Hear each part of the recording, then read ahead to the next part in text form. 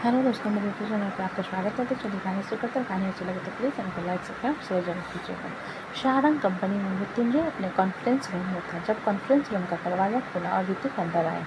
ऋतिक के अंदर आने पर वहाँ पर जो भी डिपार्टमेंट के मैनेजर थे सभी लोग खड़े हो जाते हैं तो ऋतिक उन्हें देखते हुए आंखों से बाहर जाने का इशारा करता है तो सब लोग चुपचाप कॉन्फ्रेंस रूम से बाहर चले जाते हैं। राजीव, शोभित और अमित जो कि वहीं पर बैठे हुए थे। अमृत ऋतिक की तरफ देखते हुए चीट कर बोला, तुम कहाँ पर अपनी गुंडागर्दी दिखाती हो? मुझे फर्क नहीं पड़ता, लेकिन हमारे ऑफिस में मत दिखाया करो। अब उसमें मैं क्या करूँ? तुम्हारे साथ तुम्हारे एम्प्लॉय को भी मुझसे फटती है तो। ऋतिक ने आकर मृत्युंजय के सामने वाली कुर्सी पर पैर रख कर बैठते हुए कहा, जिसे सुनकर अमृत घूर कर ऋतिक की तरफ देखता है तो मृत्युंजय ऋतिक की तरफ देखते हुए कहता है, तुम्हारे गेस्ट आ चुके हैं। ऋतिक ने दरवाजे की तरफ इशारा करते हुए कहा, जिसके साथ ही कॉन्फ्रेंस रूम का दरवाज़ा खुला और दो लोग अंदर आते हैं। सब लोग उस तरफ देखते हैं जहां पर करण और अपने बालों को पोनीटेल में बांधे चित्रांग बड़े एटीट्यूड में खड़े हुए थे। उन लोगों को देखकर मृत्युंजय ऋतिक की तरफ देखते हुए, ये दोनों यहाँ पर क्या कर रहे हैं? ऋतिक मृत्युंजय की बात सुनकर बोला, फ्री में कोई काम कहाँ करता है ना आपको आप करते हो ना मैं करता हूँ ना, इन्हें भी तो कुछ प्रॉफिट चाहिए ना आपके भाई को बचाने की। ऋतिक की बात पर मृत्युंजय करण को देखते हुए बोला, तुमसे बात करनी चाहिए। बात करने नहीं आया हूँ, अपना काम पूरा करने आया हूँ, करण ने मृत्युंजय की बात पर कहा। जिसे सुनकर राजीव करण को कुर्सी की तरफ इशारा करते हुए, खड़े खड़े पैर दुखेंगे, आकर बैठो, आराम से बात करते हैं।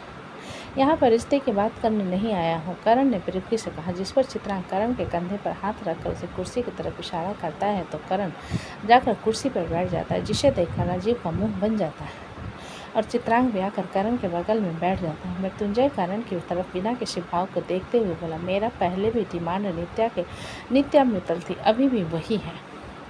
मेरी बीवी के साथ आपका क्या लेना देना? उसका लेना देना मुझसे और सिर्फ मुझसे है।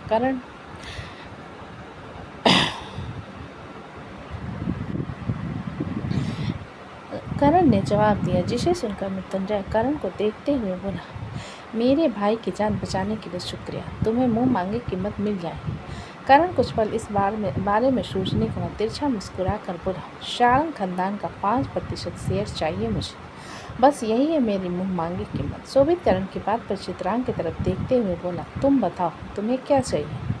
चित्रांग करण की तरफ इशारा करते हुए बोला, इसने मांगा बहुत है। मृत्युंजय अपना सिर हिलाते हुए राजीव की तरफ देख कर बोला, पेपर रेडी करो। मिस्टर चावला के नाम पर शारंग कंपनी के 5% शेयर में से उनके नाम करता हूँ। करण मृत्युंजय की बात पर फिर से बोला, शारंग खानदान का 5% शेयर, इस कंपनी का सिर्फ नहीं। अमृत करण की बात पर अपने दांत पीसते हुए बोला, वो हमारे खानदान की निशानी, और तुम हो कौन जो तुम्हें उसमें का 5% देंगे? तुम्हें सारंग कंपनी का 5% मिल रहा है ना? कारण थोड़ी टोन भरी आवाज़ में बोला, क्या बात है, सारंग खानदान की प्रॉपर्टी उस खानदान के बेटे से बढ़कर हो गई है? मृत्युंजय करण की बात पर उसे बुरी तरीके से घूरते हुए, औकात से बढ़कर सपने देख रहे हो? करण अपनी गर्दन नहीं में हिलाकर बोला, औकात की बात मत कीजिए, जितना कहा कर सकते हैं या नहीं ये बताइए। मृत्युंजय अपनी मुट्ठी मजबूती से बंद कर करण से बोला, मिल जाएगा। करण एक जंग जीतने वाली मुस्कान के साथ राजीव की तरफ देखते हुए, और पेपर्स करण चावला नहीं चित्रांग मित्तल के नाम से होना चाहिए। चित्रांग करण की बात पर उसकी तरफ हैरानी से देखते हुए, पागल हो तुम? चित्रांग की बात पर करण अपना सिर नहीं में हिला देता है। तभी कॉन्फ्रेंस रूम का दरवाज़ा खुलता है और शिवराज अंदर जाकर मृत्युंजय से कहता है, जय, मुझे तुमसे कुछ बात करनी थी, सॉरी तुम्हारे मीटिंग के बीच में डिस्टर्ब करने। मृत्युंजय शिवराज की तरफ देखता है, वहीं चित्रांग लगातार शिवराज को नफरत से घूरे जा रहा था। करण का भी सेम रिएक्शन था। मृत्युंजय एक नज़र उन दोनों की तरफ देखने के बाद शिवराज से बोला, कहिए चाचू। शिवराज अपने हाथ में पकड़ा फाइल मृत्युंजय के सामने रखते हुए, जो सामान जापान से आने वाला था उसके लिए तुम्हारे सिग्नेचर चाहिए। मृत्युंजय एक नज़र फाइल को देखने के बाद उसे साइड में रख कर बोला, आपको आधे घंटे बाद मिल जाएगा, मेरी मीटिंग खत्म होने दीजिए। जिसे सुनकर शिवराज बोले, लेकिन ये पेपर भिजवाना है क्योंकि बंदरगाह पर सामान आ चुका है। मृत्युंजय शिवराज की बात में अपना सिर हिलाते उस फाइल को पढ़ने लगता है। पेपर को पूरा पढ़ने के बाद साइन कर शिवराज के हाथ में देता है। शिवराज फाइल लेकर वहां से जाने लगता है तो बीच में ही चित्रांग के साइड का पानी की बोतल नीचे गिर जाता है तो शिवराज उसे उठाकर चित्रांग को देता है। चित्रांग जो कि खुद खड़ा हो गया था। दोनों आमने सामने खड़े हुए थे। मृत्युंजय उन दोनों को देखते हुए तिरछा मुस्कुरा देता है और शिवराज पानी का बोतल उसे देखकर चित्रांग के चेहरे को देखते हुए हैरानी से वहाँ से चला जाता है। उसके जाने के बाद मृत्युंजय करण की तरफ देखते हुए बोला, क्या तुम अपने बड़े वर्षाले से नहीं मिलना चाहते? मृत्युंजय की बात पर करण अपनी गर्दन हिलाते हुए बोला, जरूर मिलूंगा। मृत्युंजय अपना सिर हिलाने के बाद राजीव की तरफ देखकर बोला, क्या अंकल से बात हुई? राजीव अपनी गर्दन हिलाते हुए बोला, सुहाना मित्तल के बारे में सब कुछ पता चल गया। थोड़ी सी चालू किस्म की औरत थी, फिर अपने यार के साथ भाग गई और अभी तक उसका कोई नाम और निशान नहीं है, शायद मर गई। चित्रांग की पकड़ बोतल पर मजबूत होती जाती है और वो गुस्से से राजीव को घूरने लगता है। मृत्युंजय तिरछी नज़र से चित्रांग के बनते बिगड़ते एक्सप्रेशन को देखते हुए राजीव से बोला, पुख्ता सबूत निकालो, कहीं उसकी कोई नाजायज औलाद तो नहीं है, और अगर है तो भी फर्क नहीं पड़ता, क्योंकि कशिश की प्रॉपर्टी से उसे फूटी कौड़ी नहीं मिलेगी। राजीव मृत्युंजय की बात पर अपना सिर हिला देता है, तभी बोतल फट जाता है और चित्रांग एक्सक्यूज मी कहते हुए कॉन्फ्रेंस रूम से बाहर चला जाता। मृत्युंजय की मुस्कान और ज़्यादा खतरनाक हो जाती है। करण गुस्से में मृत्युंजय को घूरते हुए खड़ा होकर बोला, आपसे बाद में मुलाकात होगी मिस्टर साहब। इतना कहकर करण भी कॉन्फ्रेंस रूम से बाहर चला जाता है। उसके जाने के बाद ऋतिक मृत्युंजय की तरफ देखते हुए दिमाग में चल क्या रहा है? जो भी चल रहा है या तो फायदेमंद है या बहुत ज़्यादा नुकसानदेह। मृत्युंजय ने खड़े होते हुए कहा। शोभित मृत्युंजय की तरफ देखते हुए बोला, मेरे ख्याल से हमें सीधा उनसे बात करनी चाहिए। मृत्युंजय शोभित की तरफ देखकर बोला, अभी अभी दिमाग सही हुआ है, ज़्यादा मत सोचो वरना खराब हो जाएगा। शोभित मृत्युंजय की बात पर मुंह बनाते न, मुझे आपकी आंखें पढ़ना आता है, इसलिए आप उसे बेवकूफ़ बनाना जिससे आपको इंटेंशन समझ ना आए। मृत्युंजय शोभित को इग्नोर करके एक नज़र ऋतिक की तरफ देखकर अपने केबिन की तरफ चला जाता है। ऋतिक जाते हुए मृत्युंजय को देखने के बाद गहरी सांस भर उठकर उसके पीछे चला आता है और बाकी सब लोग अपने अपने काम में लग जाते हैं। मृत्युंजय का केबिन। मृत्युंजय और ऋतिक सिगरेट के कश लेते हुए बाहर की तरफ देख रहे थे कि ऋतिक एक आह भरते हुए बोला, यार सीधा बात करके तमाशा खत्म करो ना। मृत्युंजय अपनी गर्दन नहीं में हिलाकर, गुनहगार को सजा मिलती है और उसके लिए शब्द की ज़रूरत होती है। जिसे सुनकर ऋतिक मृत्युंजय की तरफ देखते हुए बोला, वही तो कर रहा हूँ कब से। मृत्युंजय ऋतिक की बात पर कुछ पल सोच कर अपनी शाली पर नज़र रखो। बहुत खतरनाक औरत है। ऋतिक एक डेविल स्माइल के साथ अपना सिर नहीं में हिलाकर बोला, उसके लिए तो शेलवन काफ़ी है। मृत्युंजय ऋतिक के बाद अपना सिर हिलाते हुए बोला, इंद्र मित्तल लगभग पागल हो चुका है। दामिनी बुआ को बेल मिलने वाली है और किसी की मौत आने वाली है। ये सुनकर ऋतिक मुंह बनाते हुए मृत्युंजय, मुझे एक चीज़ समझ नहीं आती, इस इंद्र मित्तल को जिंदा क्यों रखा है? कोई फ़ायदा नहीं है।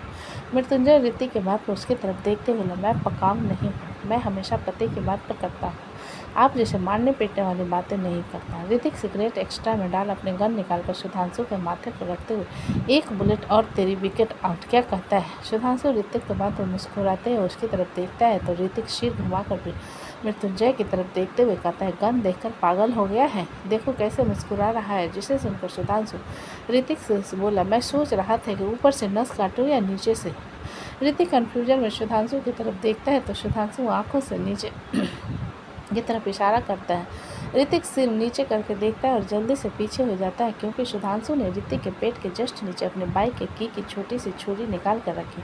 सुधांशु ऋतिक की घबराहट को देखकर हल्का सा मुस्कुरा, दोबारा मुंह मत चलाना, क्योंकि मैं सिर्फ अपने जीजू को बकवास बर्दाश्त करता हूँ, बाकी किसी की नहीं। ऋतिक घुरकर सुधांशु की तरफ देखने के बाद मृत्युंजय से, आपका साला नहीं होता तो साले को अभी टपका देता, पागल कहीं। इतना कहकर ऋतिक चिढ़ते हुए मृत्युंजय के केबिन से बाहर चला जाता है। सुधांशु उसे जाता हुआ देखने के बाद मृत्युंजय की तरफ देखता है जो कि हंस रहा। उसे हंसता हुआ देखकर सुधांशु मुंह बनाकर बोला, क्या बात करनी थी? मृत्युंजय अपनी हंसी को कंट्रोल करते हुए सुधांशु के सवाल पर उसके सामने एक एनवेलप निकाल कर रखते हुए बोला, तुम्हें ये करना है? सुधांशु एनवेलप को पकड़ कर खोलते हुए बोला, किसी को मारने की सुपारी दे रही हो क्या? तुम्हारी आधी जान निकालने के लिए है। मृत्युंजय ने जाकर अपनी कुर्सी पर बैठता है। जिसे सुनकर सुधांशु कन्फ्यूजन में उसे देखते हुए एनवेलप खोलता है, उसे पढ़ने लगता है। पूरा एनवेलप पढ़ने के बाद सुधांशु की आंखें नम हो जाती है और वो मृत्युंजय की तरफ देखने लगता है तो मृत्युंजय वेटिंग बॉल से खेलते हुए कहता है, क्या कहते हो? सुधांशु एनवेलप को मृत्युंजय के डेस्क पर रखकर उसके सामने आता है, उसको खींच कर खड़ा कर देता है तो मृत्युंजय उसे खुद से दूर करते हुए कहता है, ये क्या गंदे हरकत। सुधांशु मृत्युंजय की बात को इग्नोर कर उसे कसकर गले लगाते हुए बोला, थैंक यू सो मच जीजू, आई लव यू। मृत्युंजय को सदमा लगा और वो हैरानी से सुधांशु को देखते उसके बाल पर हाथ रख फेर कर बोला, बस कर मेरे बच्चे, मुझे रुलाएगा क्या? मृत्युंजय की बात पर सुधांशु उसे दूर होकर अपने नाम आंखों से साफ करते हुए बोला, मैं ये काम बहुत शिद्दत से करूँगा, पापा बहुत खुश होंगे, लेकिन तुम्हारा जीजू बिल्कुल खुश नहीं होगा। मृत्युंजय ने एक डेविल स्माइल के साथ कहा, जिसे सुनकर सुधांशु कंफ्यूजन में मृत्युंजय की तरफ देखते हुए, मतलब? मृत्युंजय के होठों की मुस्कान सुधांशु को कंफ्यूज देकर और बड़ी हो जाती है और वो किसी राजा की तरह कुर्सी पर बैठ जाता है और सुधांशु को देखने लगता है। ऋतिक का फार्म हाउस। करण, चित्रांक और नित्या ऋतिक का फार्म हाउस में थे और प्रकृति, जो कि आजकल कोचिंग का कारण दिन भर कोचिंग सेंटर में रहती और सिर्फ शाम को वापस आती थी, उन लोगों को देखकर एक हाथ में चाय पकड़े भूत जैसा चेहरा बनाए लिविंग हॉल में बैठे हुए थे और उसके बगल में ऋतिक बड़ा ही शांत बैठा हुआ। प्रकृति करण को देखते हुए अपना हाथ आगे बढ़ाकर बिस्किट उठा लेती है और उसे चाय में डूबने के बजाय बिना डुबाई खाते हुए कहती है, तुम किस दुनिया से आए हो? करण, जो कि अपने फ़ोन को स्क्रॉल करते हुए बैठा था, प्रकृति की आवाज़ पर उसे देखते हुए मुझसे पूछा। प्रकृति अपना सिर हिलाते हुए बोले, हाँ तुमसे ही पूछा, तुम काफ़ी हैंडसम हो, किस दुनिया से आए? रहने के लिए तो पृथ्वीवासी हूँ, लेकिन आया रसिया से हूँ, करण ने जवाब दिया, जिसे सुनकर प्रकृति मुस्कुराते हुए बोली, मैंने सुना है रसिया में बर्फबारी होती है। हाँ होती है, करण ने जवाब दिया। करण के हाँ कहने पर प्रकृति ऋतिक को घूरते हुए बोली, तुम्हें पता है ना, मुझे ये कहते कहते उसकी आवाज़ मुंह में ही रह जाती है, क्योंकि ऋतिक उसे बहुत बुरी तरीके से घूर रहा था। ऋतिक के घूरती हुई नज़र को खुद पर महसूस कर प्रकृति चुपचाप अपना चाय पीने लगती है, जिसे देखकर ऋतिक, मुझे पता है कि तुम्हें स्नोफॉल कितना पसंद है, लेकिन मुझे समर पसंद है, तो गर्माहट महसूस करने के बारे में क्या कहना है? ऋतिक को दूसरे डायरेक्शन में जाता हुआ देखकर प्रकृति बिस्किट उसके मुंह में भर देती है, तो ऋतिक प्रकृति को घूरते हुए बिस्कुट चबाने लगता है। प्रकृति ऑकवर्ड सिचुएशन से बचने के लिए दांत दिखाते हुए बोली, मेरा पति जरा नॉटी है, कुछ भी कहता रहता है। ऋतिक बिस्किट को निगलने के बाद प्रकृति से बोला, तुम्हें उन लोगों को समझने की ज़रूरत नहीं है कि मैं कितना नॉटी और कितना सीरियस रहता हूँ, क्योंकि वो लोग मुझे तुमसे पहले से जानते हैं। इसलिए मेरे सामने पराए मर्द को ताड़ना बंद करो, वरना तुम्हें ताड़ने लायक नहीं छोड़ूंगा। जिसे सुनकर प्रकृति ऋतिक को घूरते हुए, तुम धमकी किसे दे रही हो? मैं धमकी नहीं देता, जान। ऋतिक ने हल्का सा प्रकृति की तरफ झुक कर कहा, जिस पर प्रकृति उसके सीने पर हाथ रख उससे दूर करते हुए, हाँ मुझे पता है, तुम चिपक रख क्यों रहे हो, लोग देख रहे हैं ना, देखने दो। House care. ऋतिक ने प्रकृति के हाथ को अपने हाथ में भरकर, जिसे देखकर प्रकृति ठीक से बैठते हुए ऋतिक से, अपनी ठड़क बेडरूम में दिखाया करो, यहाँ पर नहीं। ऋतिक प्रकृति के बात वैसे एक नज़र घूरने के बाद इग्नोर करके अपना कॉफ़ी पीने लगता है। नित्या, जो कि उन दोनों को लगातार इग्नोर कर जा रही थी, आखिर में करण की तरफ देखते हुए बोली, मैं यहाँ अपने भाई और भाभी से मिलने आई हूँ, उनसे कब मिल सकती हूँ? ऋतिक नित्या के बात पर उसकी तरफ देखते हुए बोला, मिस मित्तल। करण ऋतिक की बात के बीच में काट कर बोला, मिसेज चावला। ऋतिक नोटी वाली मुस्कान के साथ अपनी गर्दन हिलाते हुए, बिल्कुल मिसेस चावला, मैं आपको बताने में थोड़ा सा अफसोस जताना चाहूँगा कि आप कशिश मित्तल के लिए एडजस्ट नहीं करती। आप कहना क्या चाहते हैं? नित्या ने कन्फ्यूज हो। ऋतिक नित्या के बाद पर करण की तरफ देखते हुए बोला, मिस्टर चावला, बेहतर होगा कि आप अपनी वाइफ को खुद बता दें। ऋतिक की बात सुन नित्या करण की तरफ देखने लगी, जिस पर करण नित्या को देखते हुए बोला, सॉरी बेब्स, मैंने तुम्हारी सारी करतूत तुम्हारे भाई को बता दी, इसलिए उन्हें शर्म आती है, तो मैं अपनी बहन कहते हुए। नित्या थोड़ी हैरान होकर करण की तरफ देखते हुए, क्या क्या कहा तुमने? करण नित्या के हैरान आंखों को देखकर बोला, शायद इतने वक्त रशिया में रहकर तुम हिंदी भूल गई हो, चलो मैं रशियन में बोलता हूँ। नित्या करण को नफरत से देखते हुए बेडरूम की तरफ चली जाती है, जिसे देखकर करण ऋतिक की तरफ देखकर कहता है, क्या इस घर के बेडरूम साउंड प्रूफ हूँ? हाँ, बट मेरे घर में किसी भी तरीके की मारपीट नहीं चलेगी, ऋतिक ने जवाब दिया, जिस पर करण सोफे से खड़ा होते हुए, मैं अपनी वाइफ को मारता नहीं हूँ। इतना कहकर करण बेडरूम की तरफ चला जाता। उन दोनों के जाने के बाद प्रकृति चित्रांग की तरफ देखते हुए बोली, वैसे तुमने अपने बाल मेरे पति जैसे क्यों रखे हैं? मुझे लॉन्ग हेयर पसंद है, इसलिए, चित्रांग ने जवाब।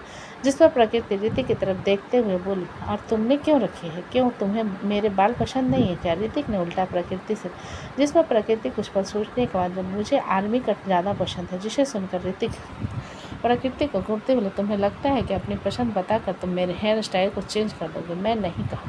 मैंने नहीं कहा, तो तुम्हें अपने बाल कटवाने के लिए, तुम पूछ रहे हो तो मैंने बस बताया, प्रकृति ने जवाब। जिसे सुनकर ऋतिक चित्रांग की तरफ देखते, जाकर फ्रेश हो जा, फिर साथ में डिनर करते हैं।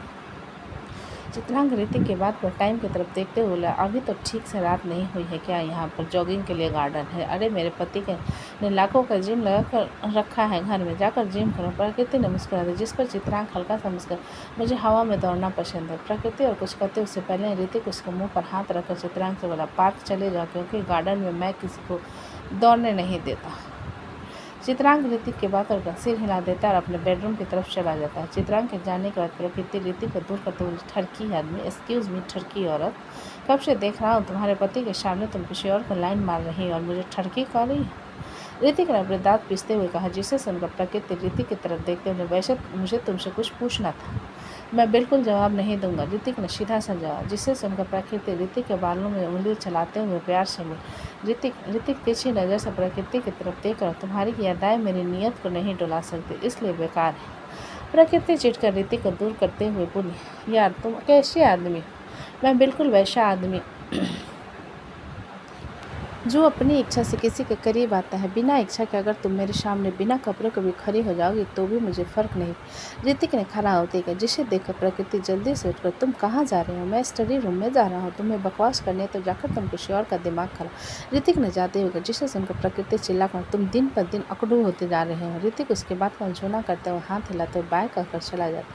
प्रकृति उसे जाता हुआ देखने के बाद सोफे पर बैठ कर, दीदी यारा कहाँ हो? वो ऐसा इसलिए कहती है क्योंकि आलिया कुछ दिनों से बाहर ट्रिप पर थी, उसे भी जाने का मन था, लेकिन मजाल है ऋतिक उसे जाना, इसलिए उसका मूड बुरी तरीके से उखड़ हुआ था। तो दोस्तों, कहानी कैसी लगी मुझे कमेंट में लिखिए।